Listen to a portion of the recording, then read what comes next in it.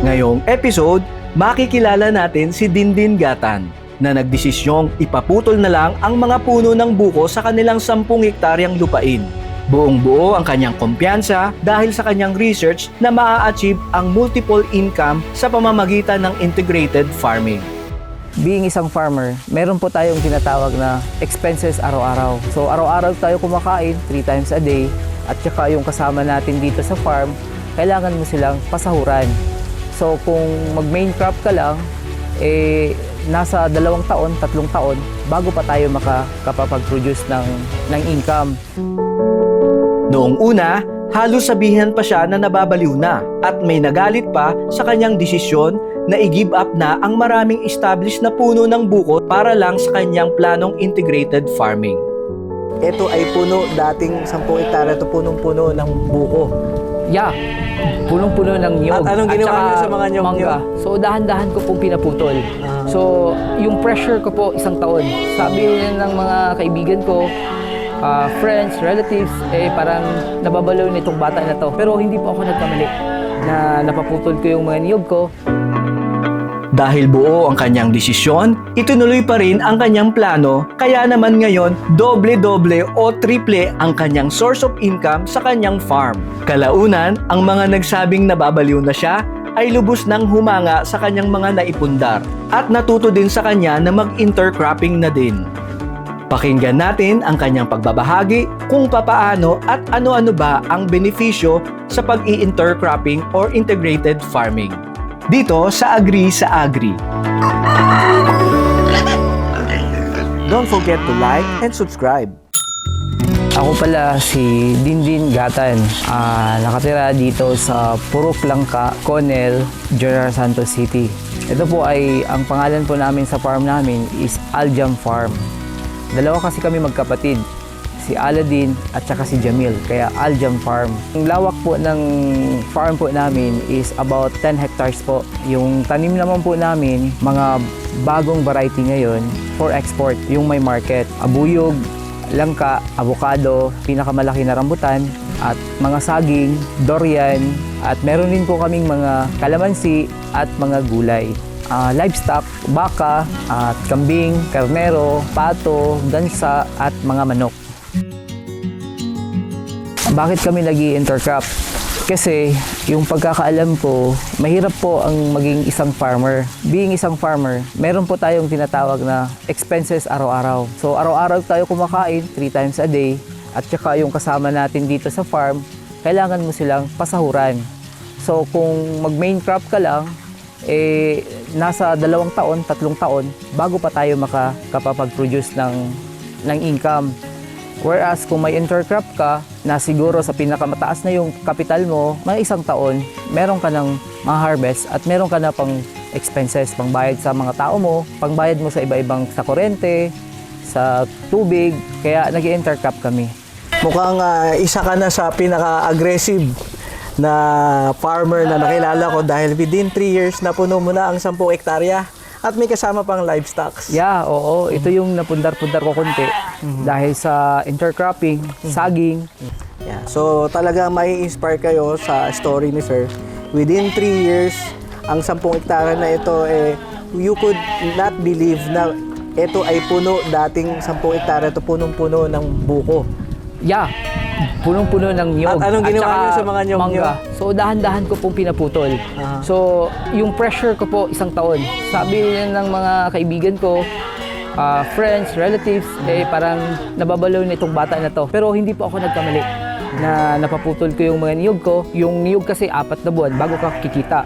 So pag meron kang ganito na mga craft, meron kang daily income, meron kang every 2 days, every 3 days, meron kang weekly, meron kang monthly, meron kang every 5 months, 6 months. So ito na yung isa sa napundar ko, kambingan. Wow. At dito may sa mga Jansan. imported pa, mga lamb. Oo, lamb Ano yung mga Dorper. variety? Anong Dorper yung lamb natin. And then meron din tayong Anglo. Baka kawaan din ng Diyos, baka aabot sa time na mag-upgrade tayo ng mga bower. Wow, grabe. Ilan yan, sir? Ang dami na. Ito almost 80 heads ito. Ito yung sa atin. At sa dumadami kasi umaanak kasi. Marami kasi inahin. Mabilis lang dumami. Ang dami mabilis dumami. At ito ay in-import mo yung iba. Or meron ng local seller? Merong dito mga local seller na legit din. Considered island born. Island born, oo. Yun, iba. At sa likod natin, may mga baka pa. Yes, may mga baka na po tayo. Ang kanilang mga manures, nagagamit Yeah, yung manures pala ng mga kambing natin, iniipon po natin, pinapa-dry bago ilalagay sa mga ano natin. Kasama na yung sa baka.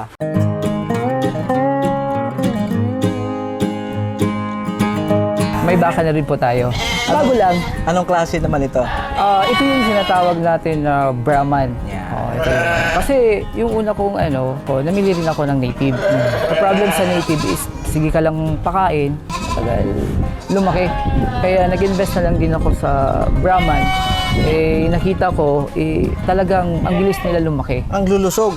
Ang lulusog, yes. Sobra, ang gaganda ng katawan. No? Lalagyan. Ano yung parang nagpapakain ka ng molasses. Oh. Yeah. Ano yung sikreto ng mga malalaking katawan na Brahman mo dito? Ang pakain ko is 80% is yung banana peel.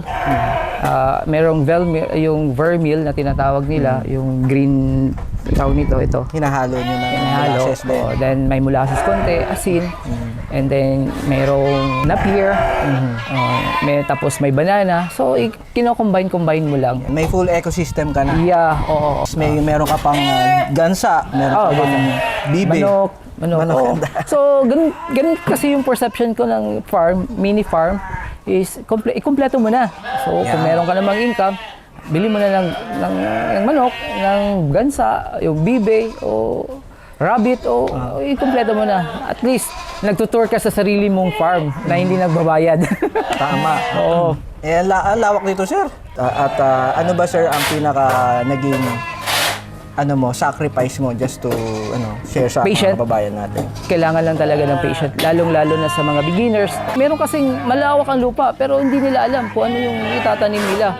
Yung iba nga, kaliliit lang ng lupa, pero naging progressive because hard work at saka meron silang dedication.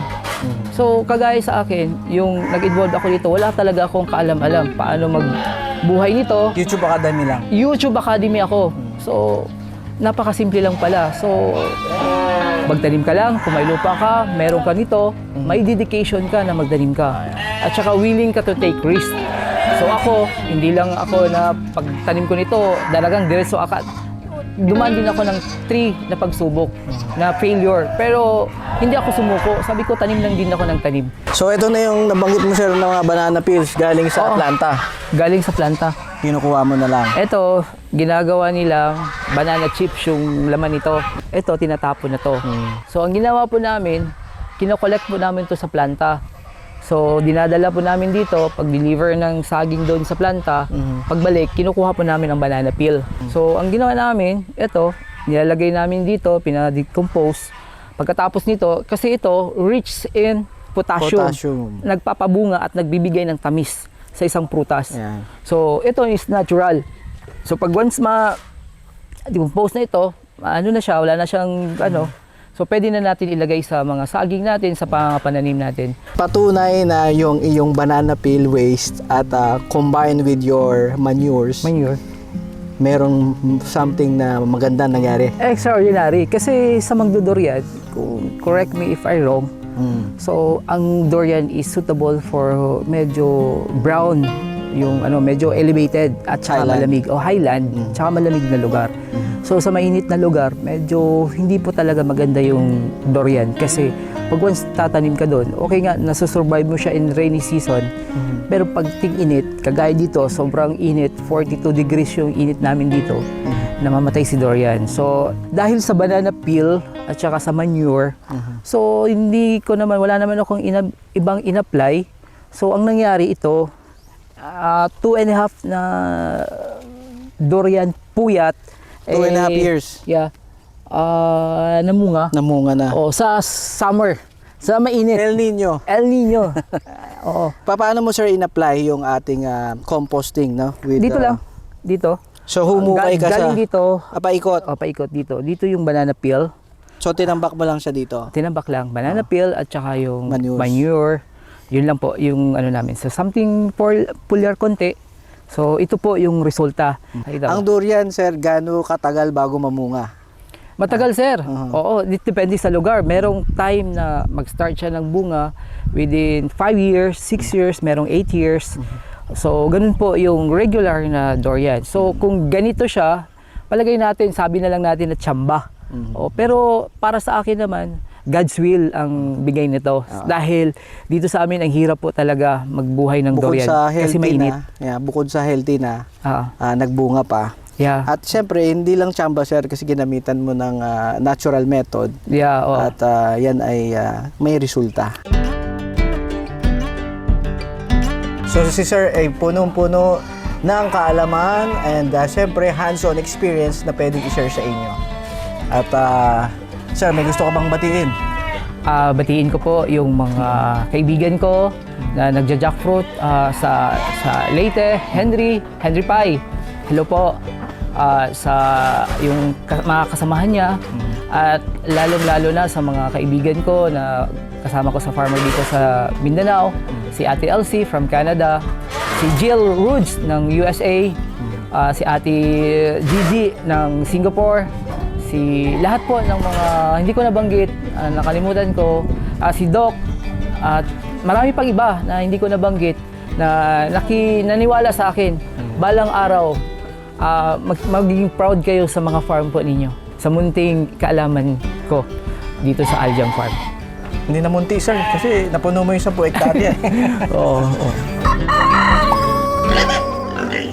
Don't forget to like and subscribe.